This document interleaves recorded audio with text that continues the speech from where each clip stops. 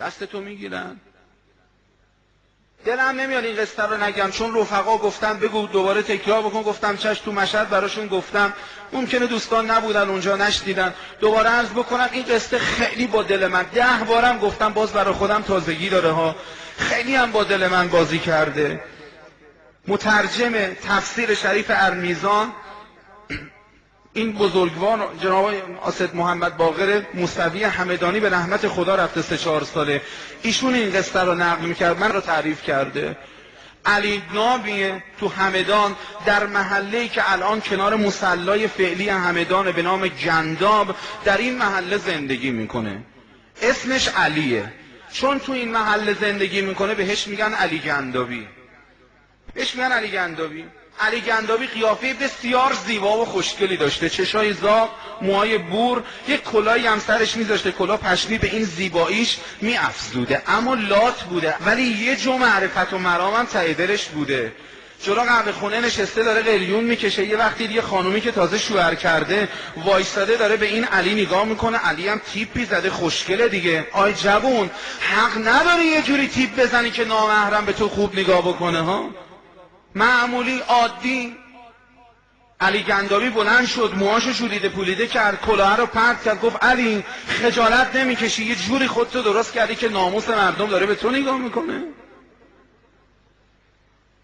گذشت. عاشق حسن نامیه، روضه‌خون تو همدان، میگه رفتم یکی از دهاتای همدان که دهات خوبیه و خیلی هم شهید داده، من رفتم توی این روستا، رفتم اونجا روضه بخونم، اومدم که برگردم دیر وقت بود، درای دروازه رو بسته بودن.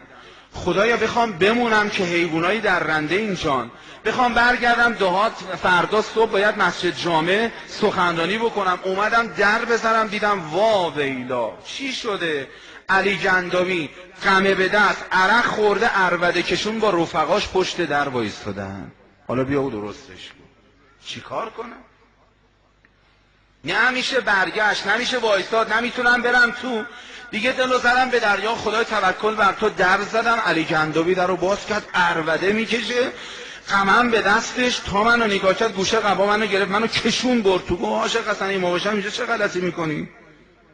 گفتم راستش علی جان رفته بودم یکی از دوستاهای اطراف روضه بخونم. و شما نوبرش آوردید سال به 12 روضه روضه روضه، چه خبره؟ من اینجا چی کار میکنی؟ راستش علی رفته بودم روضه بخونم. او ول کنید بابا، این همه روضه چه خبره مگه؟ گفتم علی فرق میکنه آخه. گفت چطور؟ گفتم امشب شب اول محرم ابا عبدالله الحسینه. آقا علی عرق خورده ی مست لایعقل قمه به دست، تا بهش گفتم امشب شب اول محرمه، انقدر با سر تو این دروازه زد، گفت علی خجالت نکشیدی؟ محرم اومده تو عرق خوردی؟ ای بی حیا. همه وقت گناه تو محرم هم گناه، همه وقت گناه تو ماه رمضان هم گناه. هی سره رو میزنه به این در. یه خورده آروم شد، قمر رو به دستش گرفت، گفت شیخ به خدا تیکه تیکت میکنم، همین الان باید بشین اینجا برای من روضه بخونی. گفتم علی پدرت خوب، مادرت خوب، روضه مستمع میخواد، منبر میخواد، چایی میخواد، بسا همینجور که نمیشه. گفت این حرفا نیست، تیکه تیکت میکنم، هر بلایی هم میخواد سرم بیاد، باید بشینی الان برای من روضه بخونی. منبر میخوای؟ باشه. 4 دست و پا افتاد رو زمین، گفت خودم میشم منبره، بشین روشونه من شروع کن روضه خوندن. افتاد رو زمین و ما هم نشستیم رو کمرش، بسم الله الرحمن الرحیم الحمدلله. دوباره بلند شد گفت شیخ ببین تجهیزات تو بذار زمین، تیکه تیکت میکنم، منو معطل نکن، صاف منو ببر در خونه قمر منیر بنی هاشم ابوالفضل العباس. بگو علی اومده.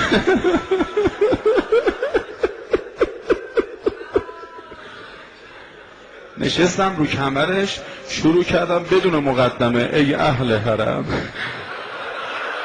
میر و علمدار نیامد، سقای حسین. چقدر به من میگی گرفتارم، چقدر به من میگی حاجت دارم، مشکل، بسم الله امشب دیگه شب ابوالفضل شد یا علی. سقای حسین. یه وقت دیدم دارم بالا پایین میرم، نگاه کردم دیدم علی گنداوی عرق خورده مست داره به پهنای صورت اشک میریزه گریه میکنه. چیکار میکنه نام اول وز با این دلا؟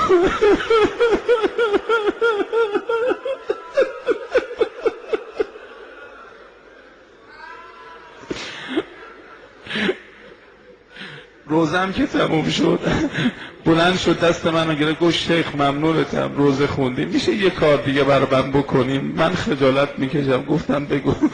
گفت میشه رو تو بکنی سمت نجف امیرالمؤمنین به آقا بگی آقا علی قول میده دیگه لب به عرق نزنه، قول میدم. خداحافظی کردیم رفت خونه و ما هم رفتیم خونه. فردا صبح رفتیم مسجد جامع، نمازو که خوندم رو منبر رفتم گفتم مردم مژده بدم علی گنداوی توبه کرده. کسی قبول نمیکرد که. روزه که تموم شد با جمعیت رفتیم در خونه علی گنداوی، در زدیم، زنش اومد بیرون. گفت بله. گفتیم علی رو کار داریم. گفت علی نصف شب اومد ساکشو برداشت گفت زن میرم یا آدم میشم بر میگردم یا دیگه بر نمیگردم. کجا رفت؟ گفت فقط به من گفت جایی جز کربلا ندارم میرم کربلا. آخ کربلا.